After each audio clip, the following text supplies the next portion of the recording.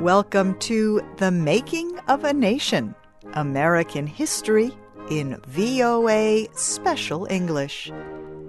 President James Madison retired after 2 four-year terms. His Republican Party chose another Virginian, James Monroe, as its next presidential candidate.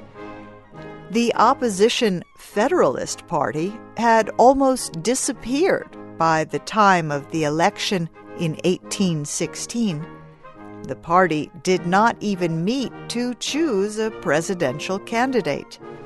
But 3 states, Connecticut, Delaware, and Massachusetts, promised to vote for a Federalist, Rufus King.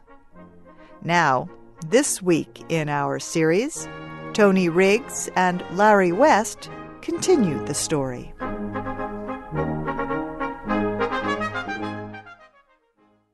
James Monroe easily won the election.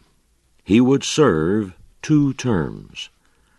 Monroe was sworn in as president in February 1817. A few months later, he began a long trip to 13 states. Everywhere he stopped, the people welcomed him warmly. Even in New England, the crowds were large. The president returned to Washington after 3.5 months. He was tired, but he was pleased with the way the people of the United States had accepted him. Not everyone was happy that Monroe had been elected. After all, he was the 4th American president from Virginia. The situation caused hard feelings among political leaders in other states, especially the states of New England. Monroe tried to improve this situation. He wanted to give the top 4 jobs in his cabinet to men from each of the nation's 4 major areas: the Northeast, the South, the West, and the Middle Atlantic coast.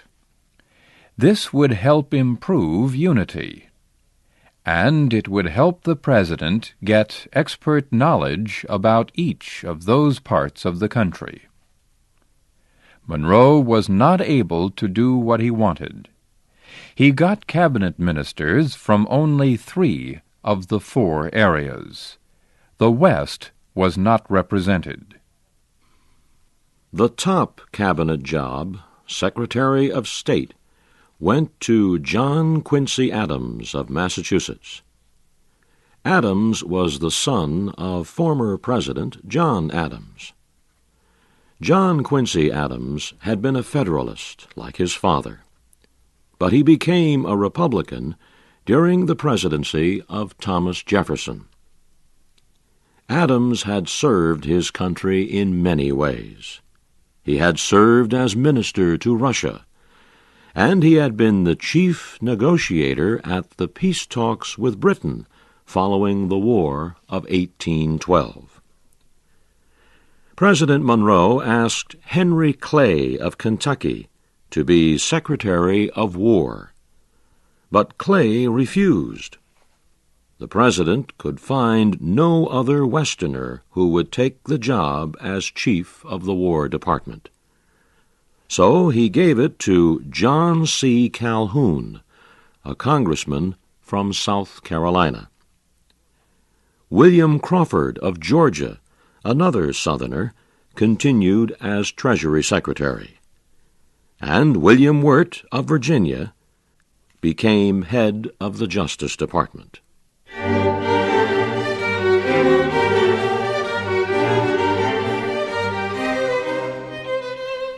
One of the first problems facing President Monroe was East Florida. It was the territory which is now the state of Florida in the southeastern United States. At that time, the territory belonged to Spain, but Spain controlled only a few towns in the area. The rest was controlled by criminals, escaped slaves, and former British soldiers. There also were Native American Indians of the Seminole and Creek tribes. Sometimes people from East Florida would cross the border and attack American citizens. One serious fight involved Seminole Indians and people just across the border in the state of Georgia. General Andrew Jackson was ordered to march against the Indians. He was a hero of the War of 1812 against Britain. Jackson sent a message to President Monroe. He said, "Let me know in any way that the United States wants possession of the Florida Territory, and in 60 days it will be done." Jackson received no answer to his letter. He believed the silence meant that he was free to seize Florida. He quickly gathered a force of soldiers and marched toward Florida. General Jackson failed to capture any Indians, but he seized 2 Spanish towns, St. Mark's and Pensacola. He also arrested 2 British subjects. The 2 men were tried by a military court. They were found guilty of spying and giving guns to the Indians. Both were executed. Jackson left soldiers at several places in Florida. Then he returned to his home in Tennessee. President Monroe called a cabinet meeting as soon as he learned of Jackson's actions. All the ministers, except Secretary of State Adams, believed that Jackson had gone too far, but they decided not to denounce him in public. Secretary Adams prepared messages to Britain and Spain about the incidents. His message to Britain carefully stated the activities of the 2 British subjects in Florida and explained why they were executed. Britain agreed not to take any action.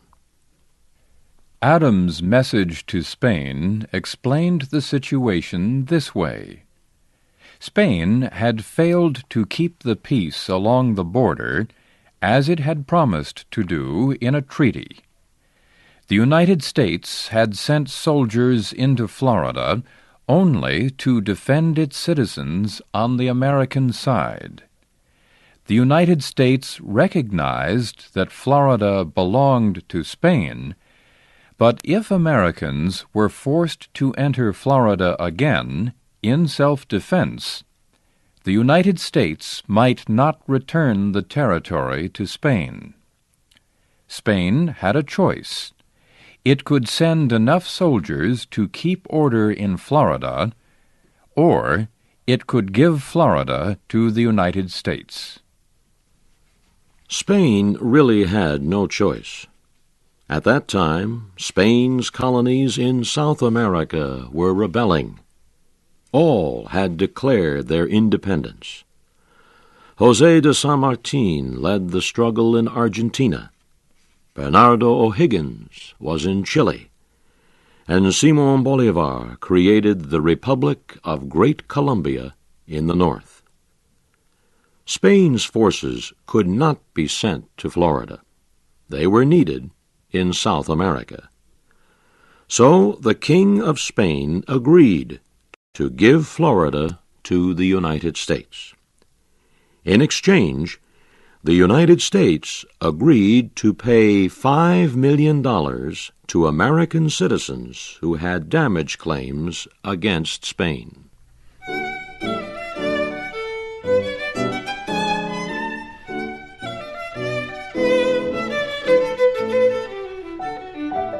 The Florida Treaty was signed in February 1819. The American Senate quickly approved the treaty. But the King of Spain delayed his approval for almost 2 years. He had hoped the United States would agree to one more demand. He did not want the United States to recognize the independence of the rebel Spanish colonies in South America. The United States rejected the king's demand. It said Spain must approve the Florida Treaty, or it would take Florida on its own. The threat succeeded. Spain approved the treaty.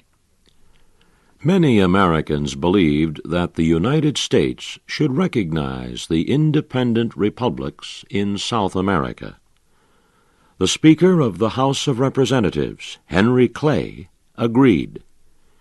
He said recognition would help protect the rights and liberties of the new republics. He said it would lead to economic ties with the United States. And he said it would make the new republics follow the lead of the United States in diplomacy and foreign policy. As a result of all this, Clay said the United States would become the leading nation in the Americas. Secretary of State Adams disagreed. He did not believe that the new republics could develop free and liberal forms of government. He also feared that United States recognition of the South American republics would lead to trouble with European nations. At the end of the Napoleonic Wars, some of the nations of Europe joined in an agreement to keep the peace. They agreed to help each other put down rebellions. Such rebellions were defeated in Spain and Italy. Britain refused to be part of the agreement, and it did not want the alliance to interfere in South America. Britain had a good trade with the new republics. Britain proposed a joint statement with the United States. The statement would say that neither country would seize Spanish colonies in the New World, and both would oppose any effort by Spain to give its American territory to another European nation. At first, President Monroe thought he would accept the British proposal. He asked former Presidents Jefferson and Madison for their advice. Both urged him to accept it. Secretary of State Adams, however, disagreed sharply. He said the United States should act alone in protesting European interference in South America. President Monroe finally accepted the advice of his Secretary of State. He included Adams' ideas in his message to Congress in 1823. They became known as the Monroe Doctrine.